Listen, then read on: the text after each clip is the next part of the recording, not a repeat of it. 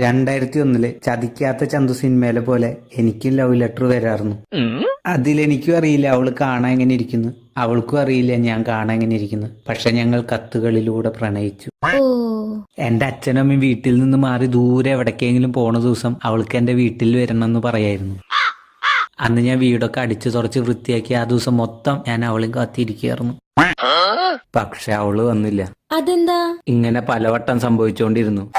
പിന്നെയാണ് എനിക്ക് കാര്യം മനസ്സിലായത്. എന്താ? ആ ലെറ്ററൊക്കെ എന്റെ അച്ഛനായിരുന്നു എഴുതിയിരുന്നത്.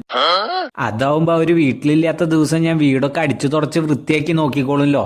അതായിരുന്നു അച്ഛന്റെ ഉദ്ദേശം. അതൊക്കെ പോട്ടെ, ചേട്ടന് ഇഷ്ടമുള്ള ഫുഡ് ഏതാ?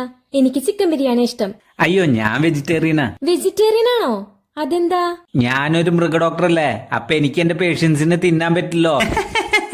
വെജ് ആയിരുന്നു. നമ്മൾ സെറ്റ് ആവില്ല ചേട്ടാ. ഓക്കെ.